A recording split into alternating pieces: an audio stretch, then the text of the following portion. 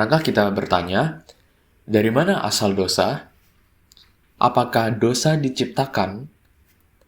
Atau apakah Allah yang menciptakan dosa? Jawabannya, tentu Allah tidak menciptakan dosa. Allah tidak mungkin bertindak melawan atributnya sendiri. Pada kesempatan sebelumnya, kita sudah belajar mengenai 3 atribut Allah yang paling penting yang dinyatakan di dalam Alkitab, yaitu kasih, keadilan, dan kebenaran. Lalu dari mana dosa itu berasal? Mari terlebih dahulu kita melihat terminologi dosa di dalam Alkitab, atau pengertian dosa di dalam Alkitab. Dalam kitab-kitab Perjanjian Lama, dosa itu menggunakan kata yang berarti meleset atau tidak tepat sasaran dari peraturan atau perjanjian Allah. Dalam kitab-kitab Perjanjian Baru, dosa itu menggunakan kata yang berarti suatu pemberontakan terhadap Allah. Dosa pertama kali masuk ke dalam dunia lewat pelanggaran manusia di Taman Eden. Orang Kristen sering bias dalam membaca kisah kejatuhan manusia ini di Kejadian pasal 3. Yang kita pikir waktu baca ini hanya sebuah pelanggaran karena manusia memakan buah yang dilarang oleh Allah. Tetapi yang mau Alkitab sampaikan tidak hanya sebatas itu. Alkitab memberitahu bahwa Allah memiliki perjanjian dengan umatnya, dengan manusia. Allah itu memberi berkat yang melimpah kepada manusia lewat pemeliharaan, lewat banyaknya buah-buah, pohon yang disediakan untuk manusia makan.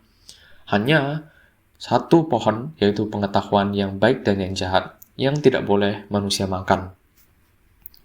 Kemudian iblis datang dan menggoda manusia untuk melanggar atau meleset dari perjanjian Allah itu. Kejadian pasal 3 ayat 4-5. Tetapi ular itu berkata kepada perempuan itu, "Sekali-kali kamu tidak akan mati." Tetapi Allah mengetahui bahwa pada waktu kamu memakannya, matamu akan terbuka dan kamu akan menjadi seperti Allah, tahu tentang yang baik dan yang jahat. Perhatikan, yang manusia lakukan bukan hanya sekedar melanggar atau meleset dari perintah Allah, tetapi manusia ingin merebut posisi Allah.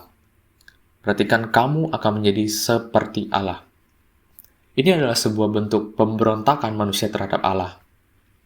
Manusia yang pertama sudah melanggar perjanjian dengan Allah dengan memakan buah yang dilarang. Kemudian motivasi di balik itu adalah manusia ingin memberontak terhadap Allah, ingin mengambil posisi Allah.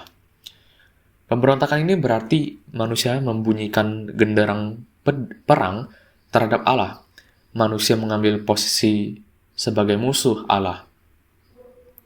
Lalu melihat manusia yang jatuh ke dalam dosa, apa yang Allah lakukan? Apa tindakan Allah?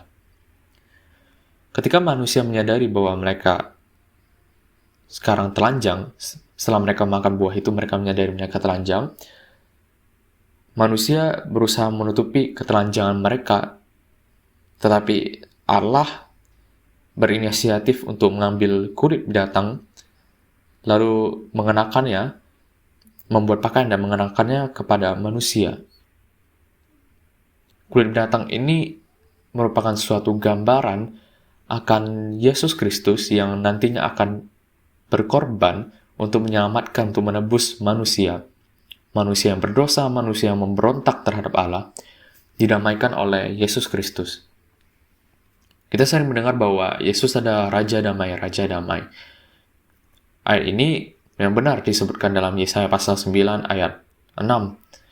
Tetapi yang harus kita pikirkan adalah Yesus bukan hanya sekedar Raja Damai yang berarti membawa kondisi yang tenang, suasana yang nyaman untuk kita di dalam dunia ini.